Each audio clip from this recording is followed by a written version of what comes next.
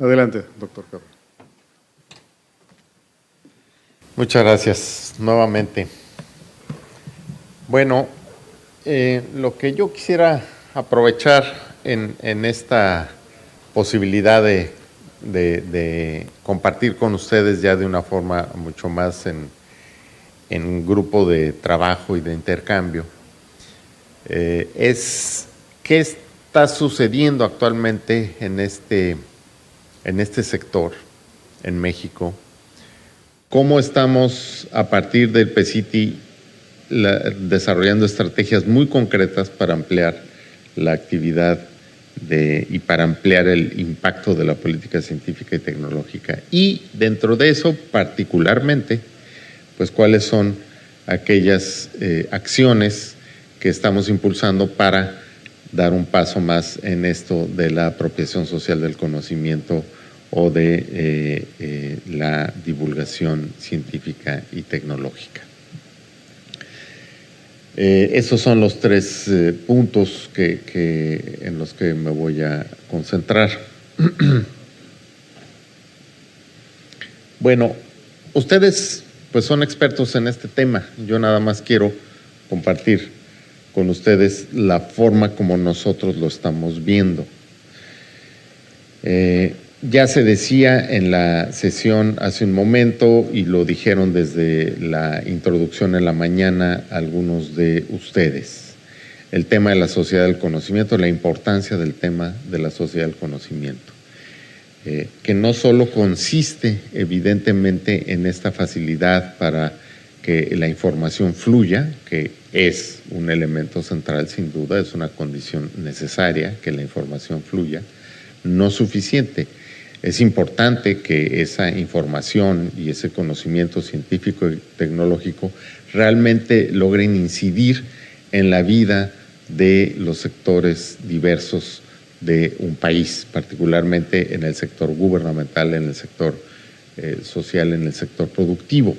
Yo quisiera nada más enfatizar que todos sabemos que los gobiernos no necesariamente tienen el hábito de inspirar el diseño de sus políticas públicas a partir del conocimiento científico y del desarrollo tecnológico. Ese es un aprendizaje.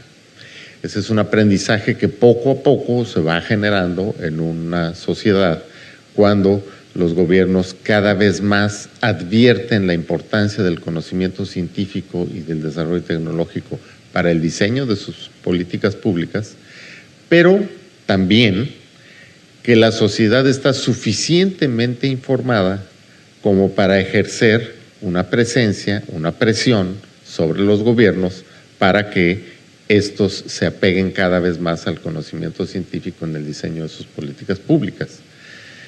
Entonces, es difícil separar que el conocimiento tenga un impacto en el gobierno y no lo tuviera en la sociedad, o que lo tuviera en la sociedad y no lo tuviera en el gobierno. En realidad, ese impacto, una vez que logra penetrar en el conjunto de la sociedad, se traducirá de alguna manera también en el diseño de políticas públicas desde el gobierno. Y cuando hablamos del gobierno nos referimos al gobierno federal, en el caso de México, a gobiernos estatales, a gobiernos municipales, es decir, a todas las estructuras que configuran esta red gubernamental y que van generando también en este aprendizaje unidades de absorción del conocimiento científico para que alimente a los grupos que diseñan las políticas públicas y que identifican los problemas, interpretan los problemas públicos para luego diseñar acciones gubernamentales en general. Entonces, ese es un proceso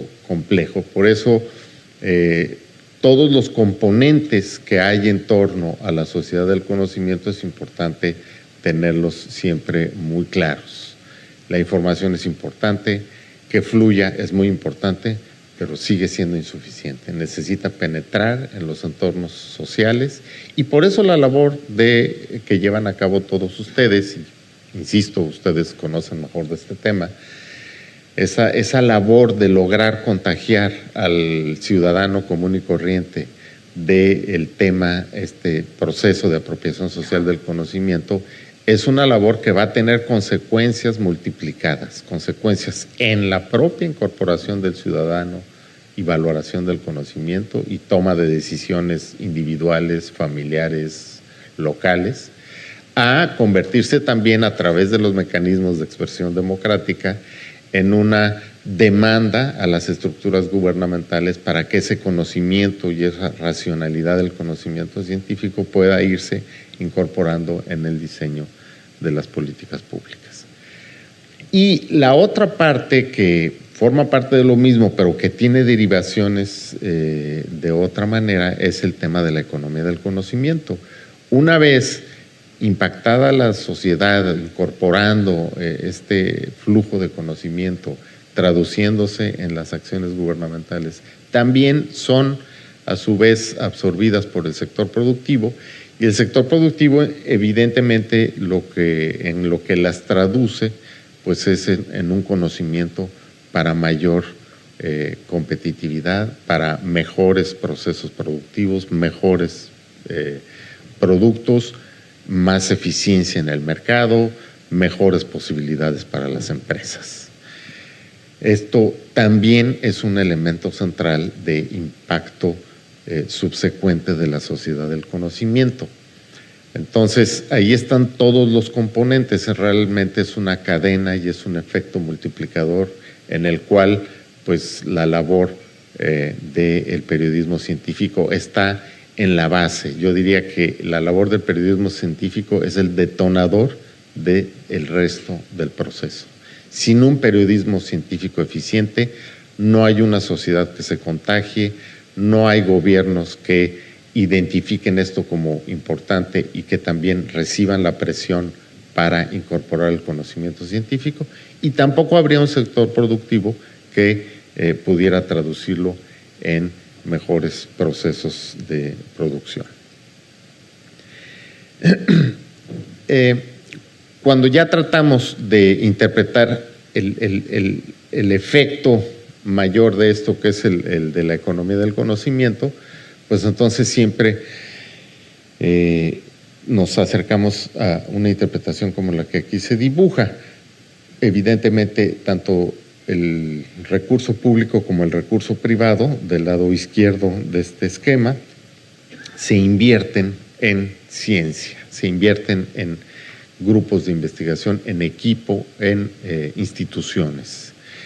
Y esa ciencia genera un conocimiento, que es un valor agregado entonces de la inversión que hizo la sociedad en la ciencia, generó conocimiento, es un valor agregado. La sociedad es mejor hoy porque generó conocimiento a través de esa inversión. Sin embargo, para que esto realmente genere un círculo virtuoso en torno a la economía del conocimiento, se requerirá que ese conocimiento se convierta a través de la innovación en más riqueza para la sociedad. Esta parte de abajo tendemos en algunos momentos a no preocuparnos tanto de ella y decir que, bueno, que lo importante es generar una sociedad del conocimiento. Yo estoy de acuerdo que eso es lo más importante, pero sin la parte de abajo de este círculo, lo que en realidad acaba sucediendo es que los recursos públicos para la investigación, para el desarrollo tecnológico, siempre van a tener un obstáculo, van a ser limitados.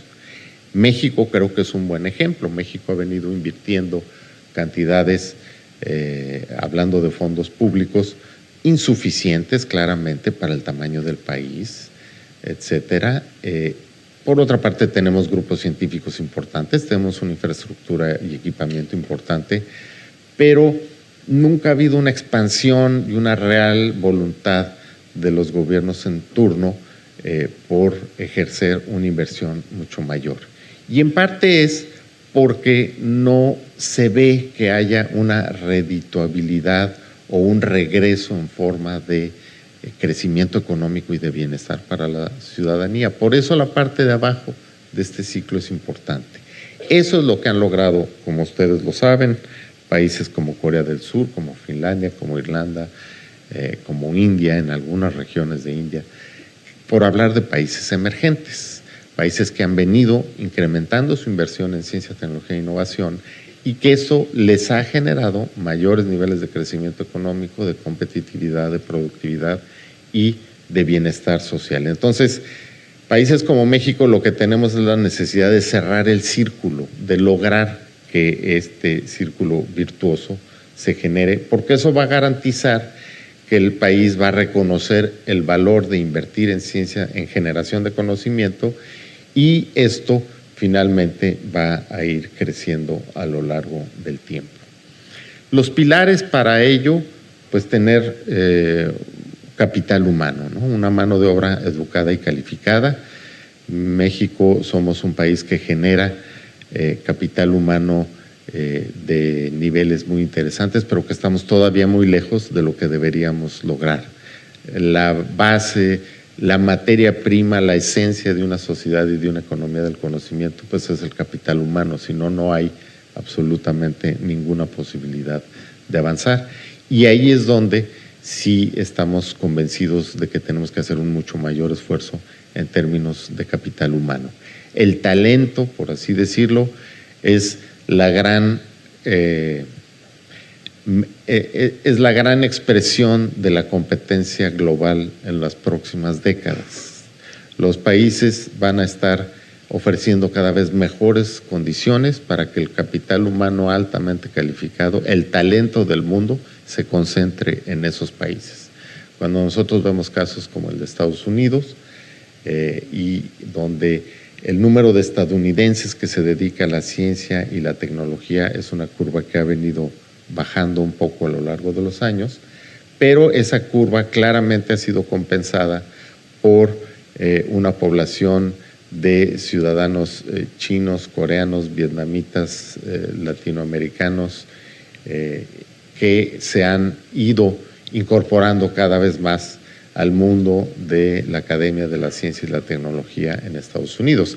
Y entonces el neto es que esa curva de talento acumulado de Estados Unidos sigue creciendo proporcionalmente, porque las condiciones que ofrecen son claramente ventajosas.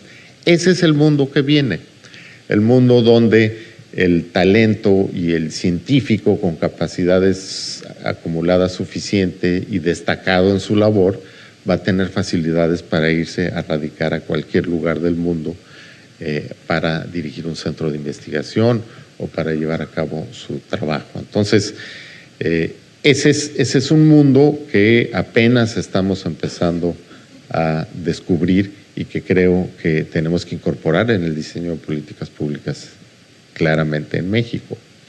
Además del capital humano, pues está la necesidad de un sistema de innovación eficaz. No lo tenemos todavía en México, estamos trabajando para ello, pero claramente necesitamos todavía muchos mecanismos de vinculación con el sector productivo y los grupos universitarios y científicos del país para que esto vaya generando efectivamente un sistema de innovación. Hemos avanzado sin duda alguna, pero todavía nos falta mucho. Infraestructura de información y comunicación adecuada. Bueno, creo que finalmente aquí es donde más es probable que se resuelva con inversión, porque pues estamos hablando de conectividad, estamos hablando de políticas de acceso abierto, por ejemplo. Estamos trabajando en ello, hemos avanzado mucho en este año y medio, pero bueno, no todo es el tema de la infraestructura y de la comunicación. Y finalmente el régimen económico e institucional conductor del conocimiento. En México somos un país que tiene muchos obstáculos al flujo de información. Por decir algo, tenemos muchos obstáculos a que un investigador se incorpore de una forma mucho más activa al sector productivo porque no tiene un sistema de incentivos para ello. El investigador prefiere todavía hoy en día seguir en el Sistema Nacional de Investigadores de CONACYT, lo cual está muy bien, produciendo artículos científicos y considera eso una mejor inversión que interactuar con el sector productivo en términos de innovación, de patentes, porque no hay todavía un sistema que le genere los incentivos suficientes. De hecho, no es posible hoy en día o es muy difícil para un investigador obtener beneficios de patentes que genera, y más todavía complicado es si se genera una empresa con base tecnológica a partir de un trabajo que él esté haciendo.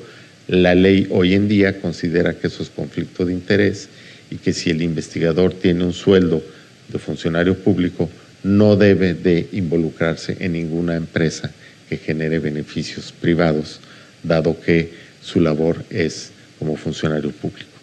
Esto, pues en prácticamente todos los países más avanzados en la sociedad del conocimiento, son obstáculos que han desaparecido, porque si no el conocimiento no puede fluir. Necesitamos que los investigadores puedan realmente involucrarse, no solo en la generación del conocimiento básico, sino también aplicado en el desarrollo tecnológico, en la innovación y, por lo tanto, también en las actividades productivas que genere eso. Para hablar de una economía del conocimiento, lo primero que tenemos que construir es un mercado del conocimiento, y un mercado del conocimiento es, como todo mercado, oferentes y demandantes del conocimiento, valoración del conocimiento, y que esto entonces permita un dinamismo mayor en torno al tema. En fin,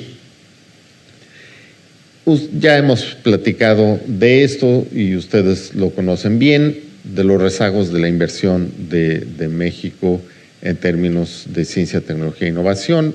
El caso de algunos países que están invirtiendo más de 4 puntos porcentuales del PIB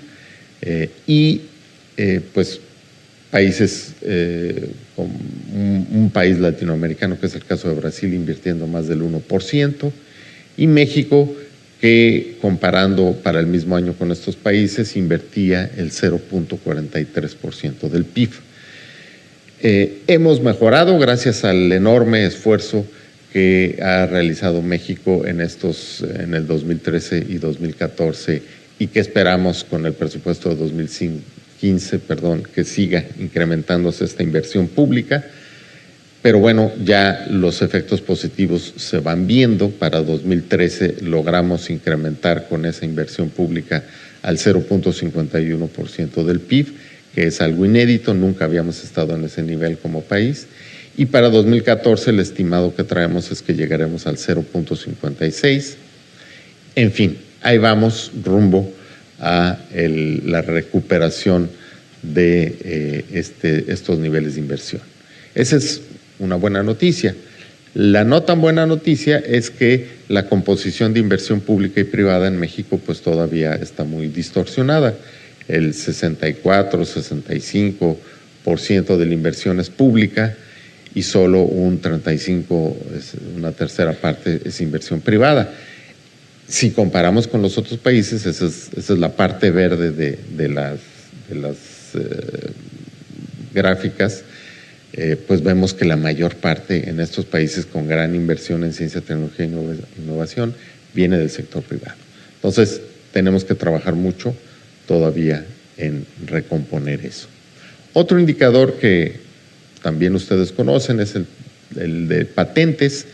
México es un país con un nivel muy bajo de generación de patentes, pero de registro de patentes, pero además las que son registradas por instituciones nacionales, universidades, empresas, individuos, es solo el 8%.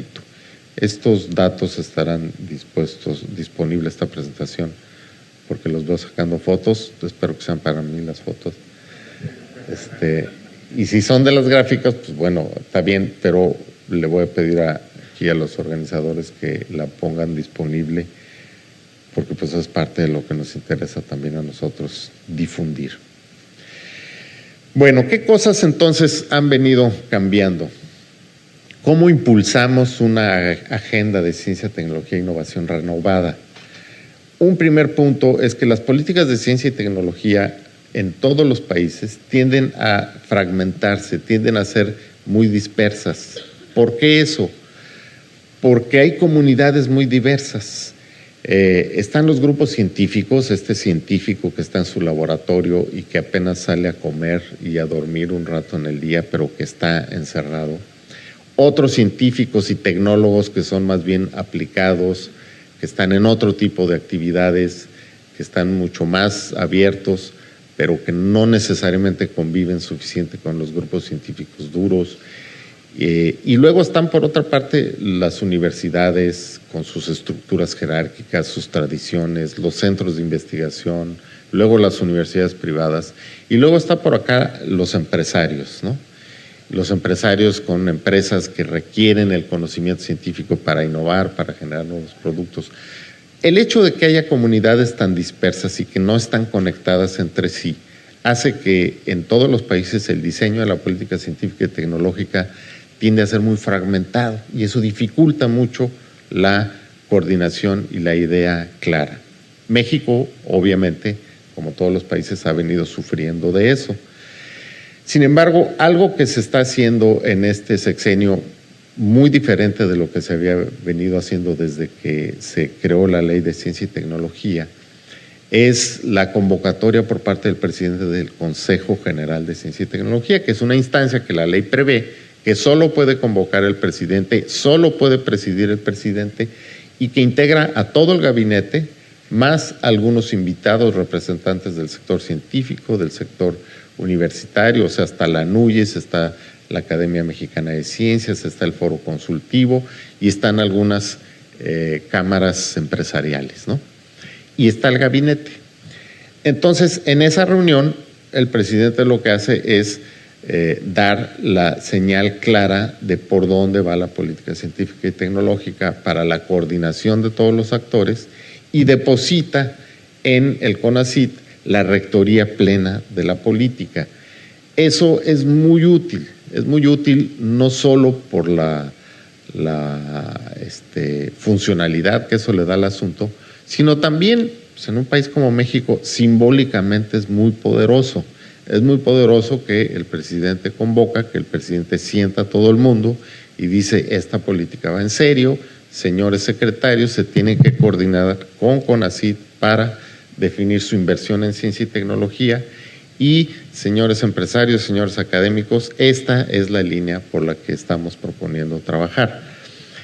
Ya se ha reunido este consejo 2 veces en este año y medio. Cabe decir que en el sexenio del presidente Fox se reunió una vez, en el sexenio del presidente Calderón se reunió una vez y en año y medio ya se ha reunido 2 veces y a inicio del 2015 estaremos nuevamente reuniéndonos. Entonces, bueno, eso le da gobernanza, eso le da sentido y capacidad de coordinación al sector. En esta última reunión se aprobó el PECITI, que es el Programa Especial de Ciencia y Tecnología. Bueno, algunos datos, mayor presupuesto, sí. Ha habido un incremento, si tomamos la propuesta para el PEF del 2015, el incremento desde el 2002 hasta ahora sería casi el 50%, es decir, pues el brinco no es menor y es más o menos el cálculo, porque los próximos 3 años del sexenio, digamos en términos presupuestales 16, 17 y 18, sería otro incremento similar, lo cual llevaría a que el gobierno federal habría duplicado su inversión en ciencia y tecnología a lo largo del sexenio. Entonces eso pues está bien.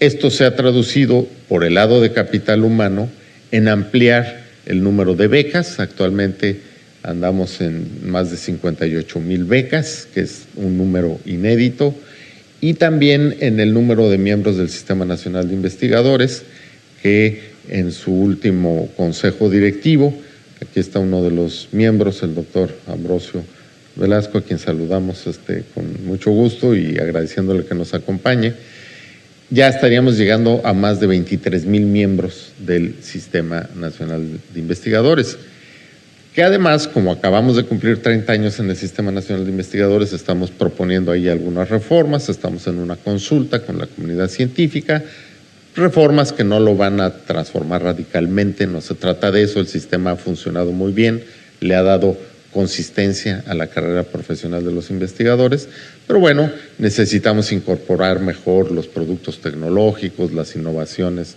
vinculadas al sector empresarial, la investigación colectiva, la investigación interdisciplinaria, en fin, traemos ahí varias propuestas de la misma comunidad que vamos a incorporar en algunas reformas al SNI.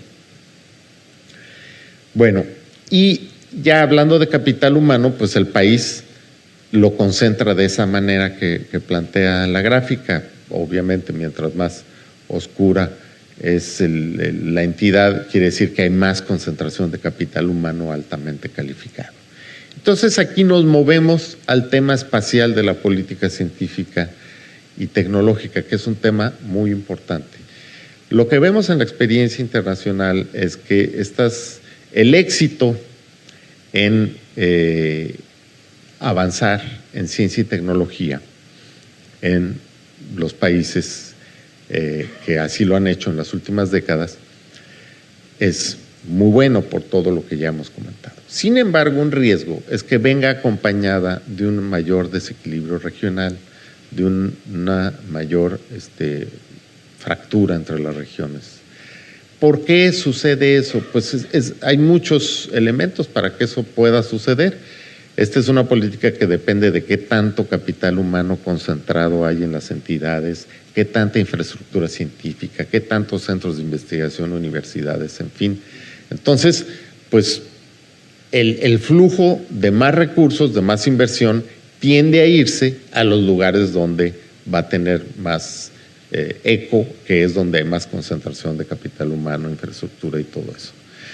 Entonces, también tenemos que estar jugando con promover más inversión en las regiones, pero ir equilibrando esa nueva etapa del desarrollo. Entonces, si ven esta gráfica y nos vamos a lo que ha sido el programa de las cátedras para jóvenes investigadores, que es un programa que algunos de ustedes ya habrán oído porque lo hemos tratado de cacarear bastante.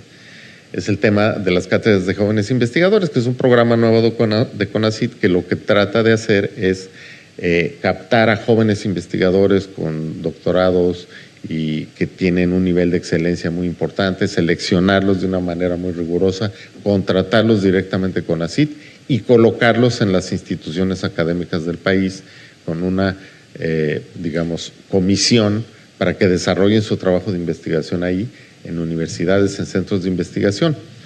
Tiene muchas ventajas este programa, pero una de ellas es que los podemos distribuir no de acuerdo a las plazas disponibles de las instituciones académicas del país, sino de acuerdo a una política expresamente diseñada para esto. Si vemos la forma como se han distribuido las cátedras de jóvenes investigadores, vemos que trata de ir compensando la concentración que veíamos en la gráfica anterior. Trata de fortalecer a entidades que tienen todavía poca o escasa acumulación de capital científico altamente calificado. Ahora, si además del capital humano sumamos la infraestructura y el equipamiento, pues la gráfica del país es más o menos esta, un norte que sí está bastante incorporado al tema, un centro y occidente igual. Pero tenemos muchas entidades donde claramente hay ausencia todavía de una política científica y tecnológica activa.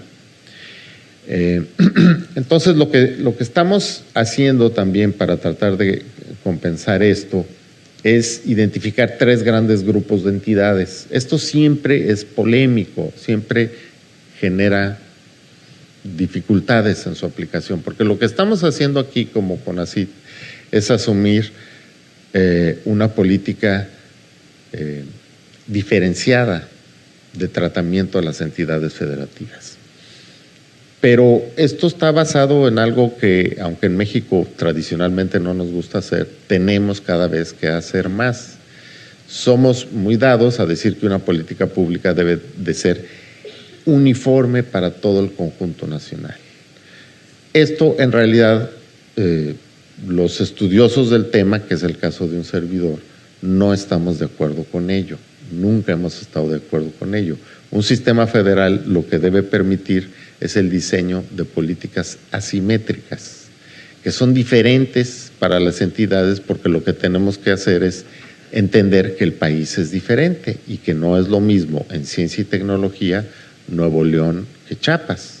Y si no entendemos eso y queremos dar la misma política a las dos entidades, pues nos vamos a equivocar. En estos tres grupos del lado derecho tenemos aquellas entidades que estarían más cerca de encarrerarse a lo que es una economía basada en el conocimiento, una economía regional basada en el conocimiento. Está Baja California, Coahuila, Distrito Federal, Estado de México, Guanajuato, Jalisco, Morelos, Nuevo León, Puebla, Querétaro y Sonora. No quiere decir que ya son entidades que ya son comparables a Silicon Valley en Estados Unidos, no exageremos, pero bueno, son nuestros campeoncitos, ¿no? Y ahí la llevan y tienen buenas instituciones, buen capital humano, buen equipamiento. Entonces, con ellas vamos a seguir trabajando en lo que ya se ha definido como las rutas y el proyecto que cada una de estas entidades tiene, y a través de los fondos mixtos, CONACYT invierte un peso por un peso de cada una de estas entidades. Entonces, necesitamos que sigan a muy buen ritmo, estamos apoyando a estas entidades en muy buen ritmo y sugiriéndoles algunos ajustes, porque de pronto hay la tentación de las entidades de querer abarcar muchos temas. Y aquí sí, en esto del conocimiento, lo mejor es generar clústeres especializados del conocimiento, y estamos, bueno, tratando de que cada una de estas entidades defina con mayor precisión dónde va a generar sus mayores capacidades de generación de conocimiento, porque eso es lo que le va a dar una presencia no solo a nivel nacional, sino a nivel internacional. Otro grupo de entidades que definimos como en transición son entidades que ya tienen suficiente capital humano acumulado, tienen instituciones de calidad, pero todavía su proyecto está muy fragmentado. Aguascalientes, Chihuahua, Hidalgo, Michoacán, San Luis Potosí, Sinaloa, Tamaulipas, Tabasco, Veracruz y Yucatán. Y con esas entidades lo que estamos haciendo es trabajar muy intensamente para redefinir el proyecto, precisar cuál va a ser la inversión estatal y federal en ciencia y tecnología por los próximos 4 años, para que realmente genere frutos y genere un posicionamiento de la entidad en algún tema relacionado con el conocimiento. Aquí la inversión de CONACYT es de 2 pesos por cada peso que invierte la entidad, con la intención de incentivar a estas entidades a que hagan una inversión más importante. Y finalmente, del lado izquierdo, pues aquellas entidades que han tenido un rezago histórico, tradicional, digamos, no es un tema reciente, tiene que ver con muchas cosas. Baja California Sur, Campeche, Colima, Chiapas, Durango, Guerrero, Nayarit, Oaxaca, Quintana Roo, Tlaxcala y Zacatecas, donde lo que CONACYT está haciendo es detonar un proyecto eje a través o alrededor del cual se puedan relacionar mucho más actividades de generación de conocimiento. En estos casos, CONACYT invierte hasta 3 o 4 pesos por cada peso que la entidad invierte, para poder así activarlos, ¿no? Entonces, esa es la forma como estamos trabajando. Y ya como parte de esto, bueno, pues estamos desarrollando un centro de investigación en hidrocarburos en Campeche, que es una entidad deprimida, un centro de energías renovables en Durango, un centro de biotecnología agrícola en el estado de Guerrero, un tema de acuicultura en el estado de Nayarit, y con todo ello, bueno, pues entonces justamente estamos tratando a través de estos centros de investigación de activar las funciones y de ir generando un dinamismo que todavía no tienen estas entidades. Ahí hay una lista que también se las podemos ampliar si se requiere. Por otra parte, el fortalecimiento de la vinculación con el sector privado, pues ya CONACYT tiene una experiencia en eso desde el 2009 con el programa de estímulos a la innovación. Justamente ha habido una inversión de más de 15,000 millones de pesos a empresas directamente para desarrollar sus propios proyectos de innovación. En este año 2014, casi 4,000 millones fue la derrama a esta actividad. Más de 860 proyectos, de los cuales la mayor parte de ellos vinculados a instituciones académicas y a centros de investigación. Y bueno, pues la distribución ha sido la que ahí se ve, al sector automotriz, tecnologías de la información, alimentos, agroindustrial, química, en fin. Ustedes entienden muy bien que aquí el reto que tenemos como país es que no basta que seamos uno de los 2 o 3 países que más automóviles produce en el mundo. Ya somos un país industrial desde hace varios años. México es un país fundamentalmente industrializado, ¿sí? Pero bueno, la economía del mundo ya no funciona en torno solo a los países industrializados, no son necesariamente los líderes. Es el caso de México. México es un país industrializado y no podríamos decir que es un país líder a nivel de la economía global, porque justamente la economía cambia de naturaleza y es una economía basada en el conocimiento. Entonces, ¿qué tiene que hacer México? Pues invertir mucho en, además de ser un país productor de automóviles, por ejemplo, ser un país que tenga inteligencia en el sector automotriz, que pueda estar en los temas de diseño, en los temas de alta calidad tecnológica en autopartes, en los temas de energías diversas para los automotores en el futuro, en fin.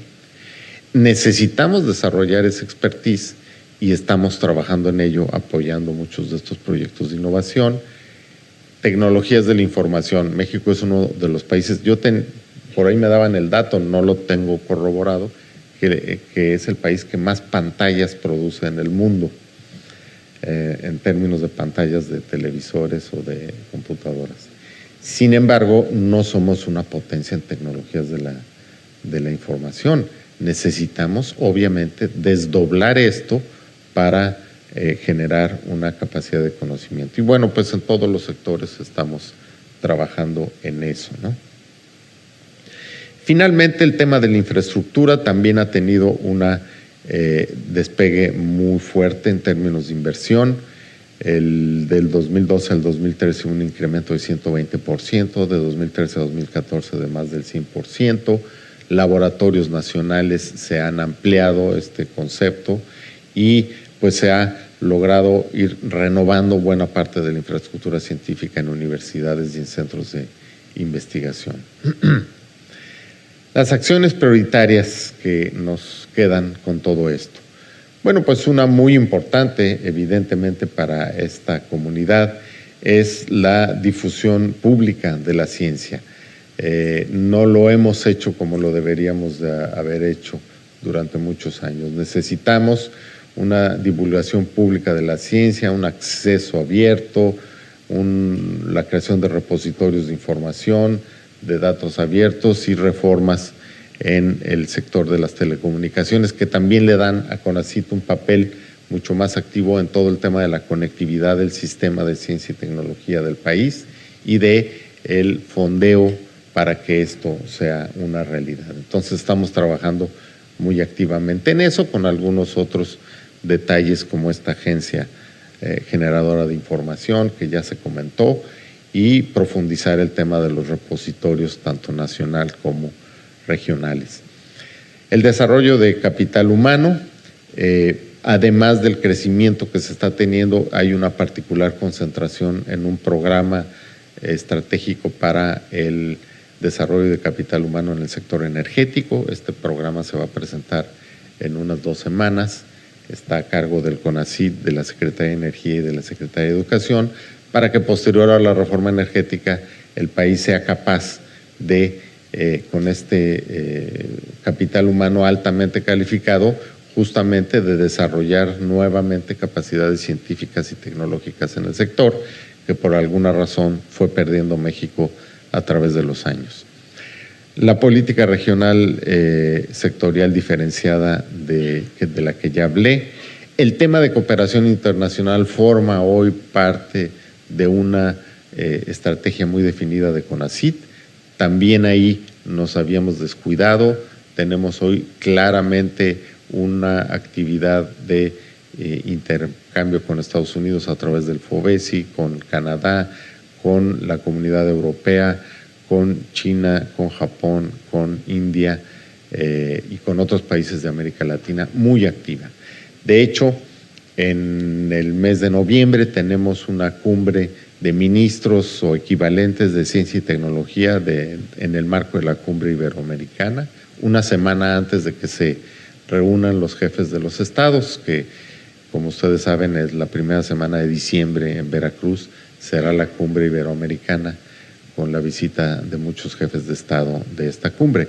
Es importante que una semana antes se reúnan los ministros de Ciencia y Tecnología, porque lo que vamos a hacer ahí es un planteamiento conjunto de toda la región iberoamericana respecto al valor del conocimiento, no solo en términos, digamos, de la democratización del mismo, sino también del compromiso con el bienestar social.